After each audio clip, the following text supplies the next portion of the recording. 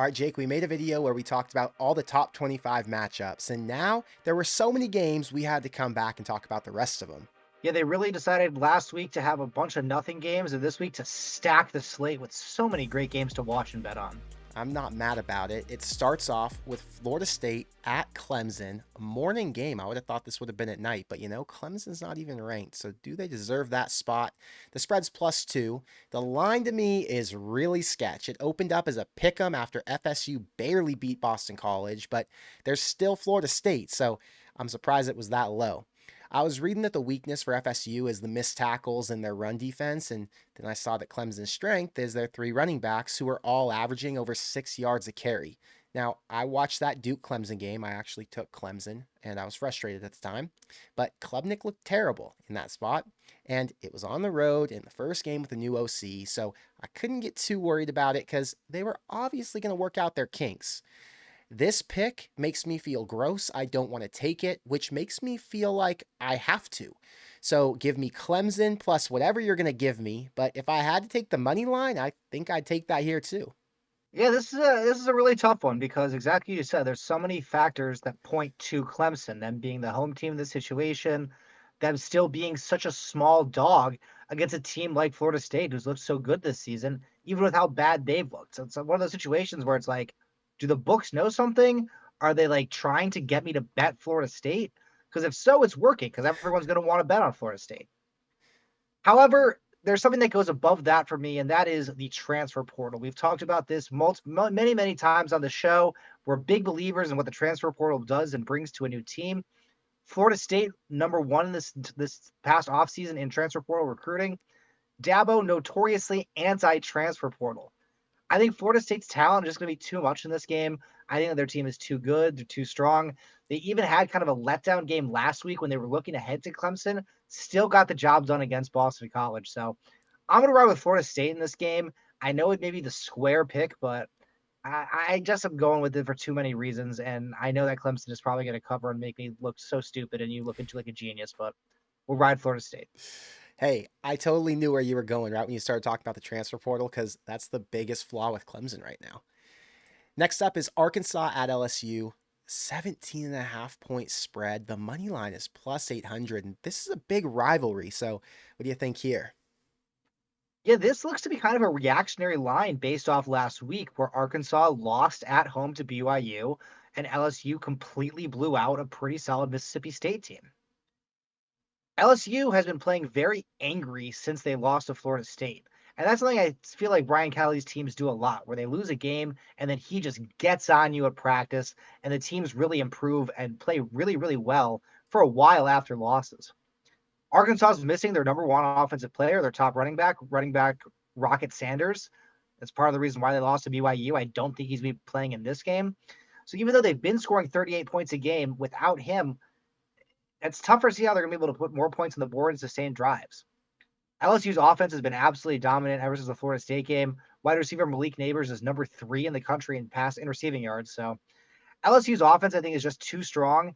17.5 points is a lot to lay, but I'm going to take the over because I see LSU scoring 35, 40 points. And while I think Arkansas could put up 21 to potentially mess up a 17.5, that will easily hit the over. So give me the over in this game. Yeah, I like the over too. I was watching this game last year and there was no KJ Jefferson, but Arkansas still managed to keep it within 3. And LSU's only covered in this matchup, the 17.5 spread, of course, one time in the last 5 meetings, and they were ranked in the top 10 of those times. So I don't care about last week's loss or that LSU's still a playoff contender. I think Arkansas gets up for this game. They rebound after last week's debacle against BYU, and I'm going to say they're not getting blown out, so I will take the points.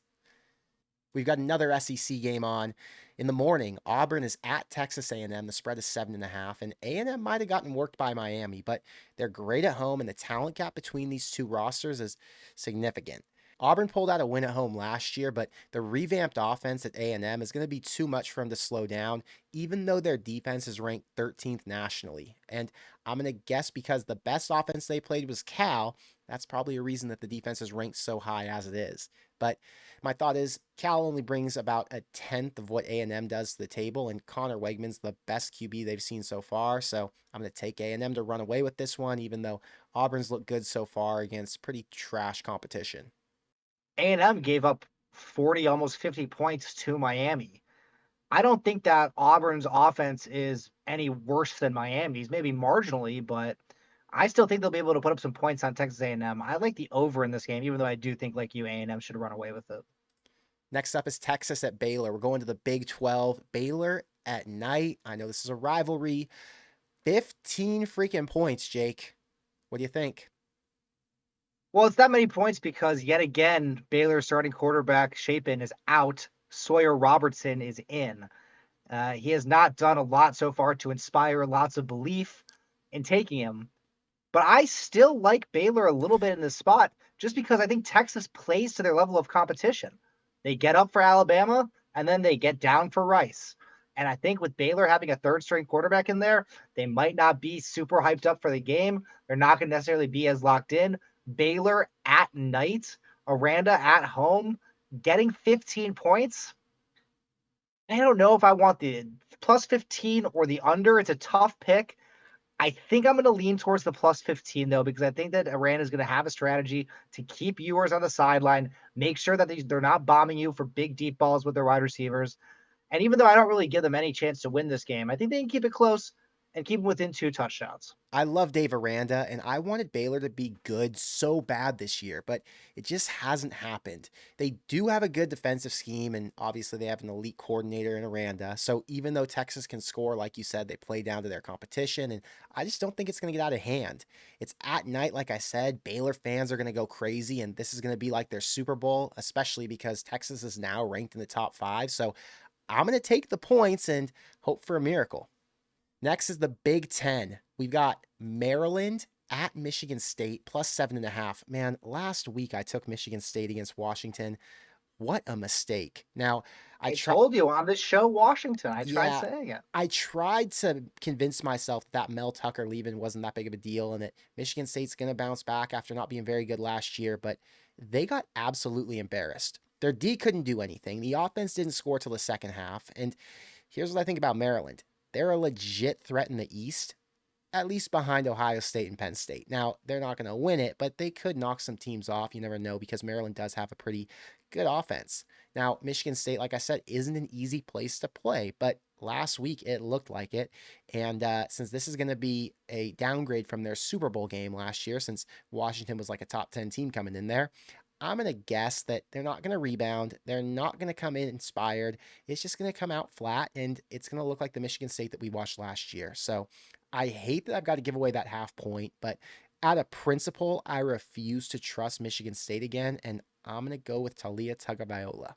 Yeah, the extra half point on Michigan State to me is the books begging you, please take Michigan State. We'll give you a touchdown. We'll give you more than a touchdown. They're at home. Maryland is not that good.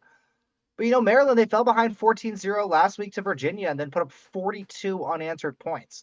Their offense has the ability to put up points in a hurry that Michigan State just doesn't have. And as you said, you nailed it exactly. It's like I said last week in the Michigan State-Washington preview.